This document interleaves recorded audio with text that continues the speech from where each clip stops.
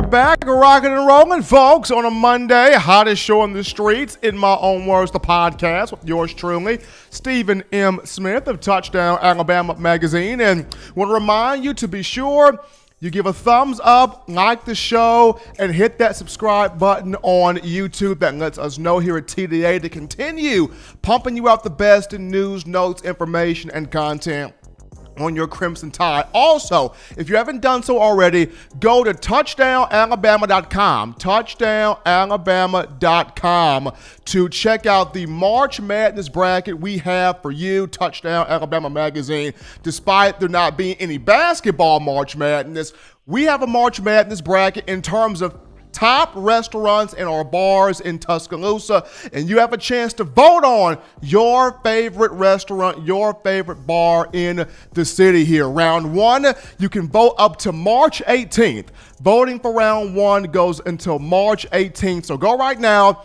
touchdownalabama.com, to check out the March Madness bracket. You'd be very glad that you got a chance to do that.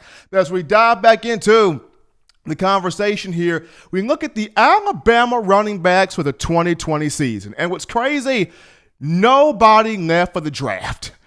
Najee Harris could have left for the draft, especially after the way he played from the LSU game throughout the remainder of the 2019 season. But no, Najee Harris decided, Coach Saban, I want one more year with this program. I want one more year with you. I want one more year with my teammates. I want one more year to play in front of the greatest fans of all time, the Alabama football fans inside of Bryant-Denny Stadium, and Najee Harris is back. The senior from California had 1,224 rushing yards a season ago, 13 touchdowns. Behind him, you got Brian Robinson, who tweeted on social media a few weeks ago that this year is personal for him. The Tuscaloosa native played ball at Hillcrest High School off Alabama Highway 69 South, and a young man that is a big-time athlete. He came to the Crimson Tide as a four-star, 6'1", 226 pounds. This past season, his best season to this point, 441 yards rushing and 5 touchdowns. Even showed he could catch the ball out of the backfield with 11 catches for 124 yards. Behind those two, you got the man with the juice, Keelan Robinson out of Washington, D.C., at 5'9", 190 pounds, a young man that is very, very highly explosive. When you watch him play, he's the 2.0 version of Kenyon Drake, to where he gets the ball, quick feet in the hole, subtle burst, really big acceleration, and once he gets to the second and third level of a defense, you can't catch a speeding bullet, folks. He gone. He is gone to the house. And Keelan Robinson this past season, 254 yards rushing, 2 touchdowns. He actually had the best yards per carry average of all the running backs on the roster at 6.51 yards per rush. So there's Keelan Robinson.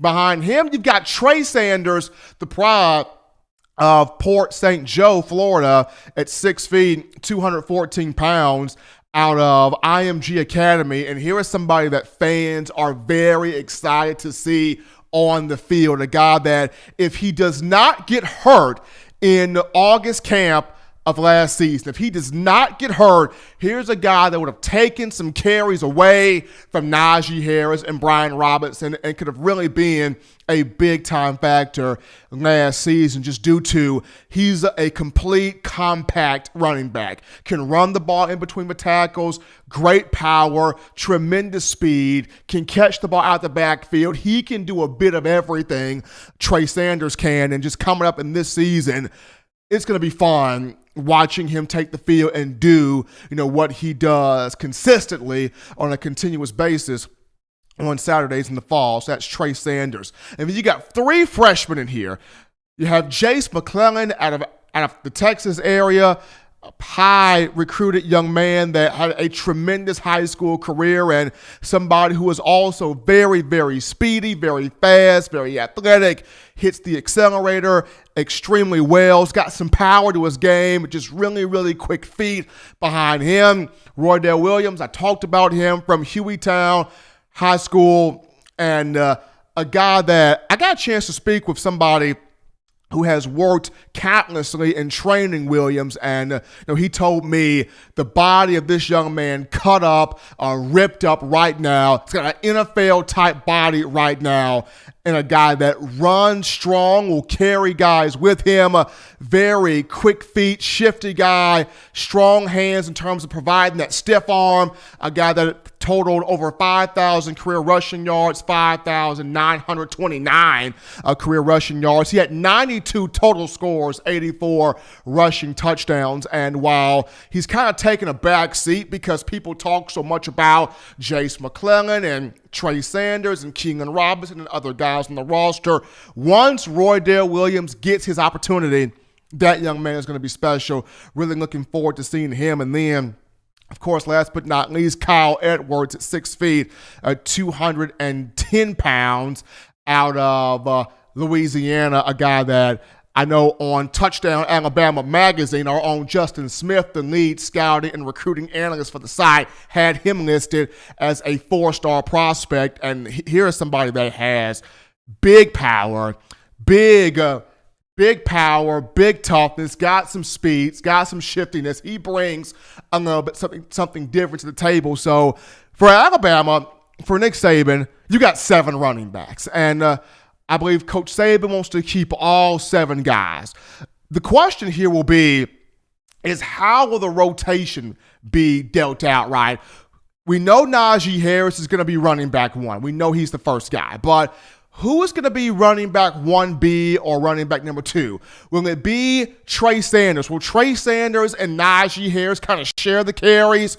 And you've got the next wave being Brian Robinson as the next guy, with him possibly playing some H-back as well. And then you throw in a Keenan Robinson, and then you have the 3 freshmen kind of get in the 4 games they want to play in, or that the coaching staff wants to put them in before you slap the red shirt on them. It's just going to be interesting. It's going to be really interesting to see how Coach Saban manipulates the rotation here at running back, because whomever wins his quarterback, at this point, whomever comes out of this quarterback race in fall camp, which right now it would be Mac Jones. You've seen how if Alabama does not get a chance to play the A-Day game, it would really sort of hurt Bryce Young's opportunity to get out there on the field and show the fans, show the coaching staff, show his teammates that he is, bar none, the guy for the job. So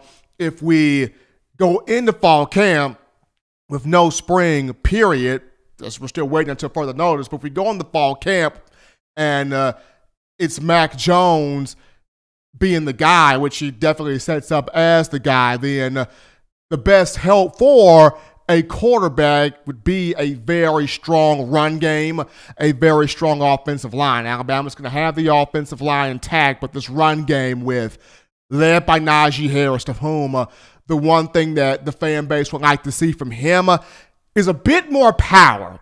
He's got the speed. He's got the hurdling, stiff-arming, juke moves. He's got a lot of the finesse abilities, but more power to be added to his game. Can he drag defenders? Can he carry guys an extra 2 and 3 and 4 yards down the field? Can he do those things?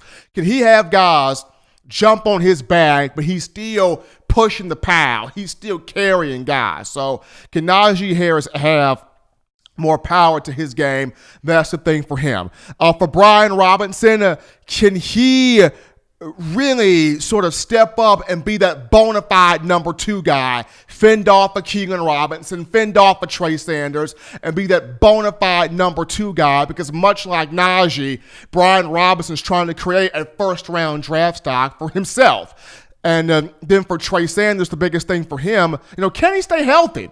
Can he stay healthy? Can he remain on the field? And can he make this upcoming season be the season to where he's not just taking carries from other guys, but he can carve out a big role to where, he can see the ball more, he can touch the ball more. So this 2020 season Can't wait till fall camp to get cranked back up in August so that we can see these guys for ourselves.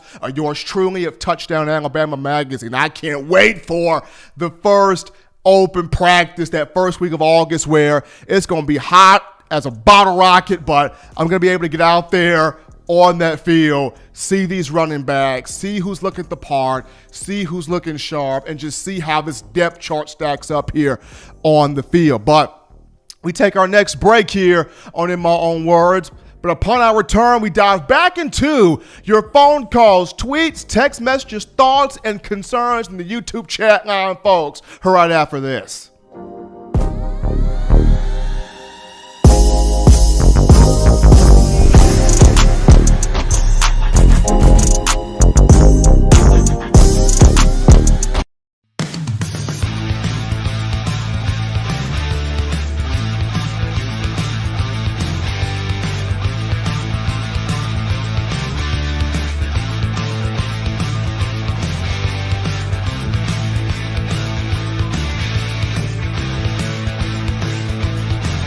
T-Town Menswear in the University Mall in Tuscaloosa.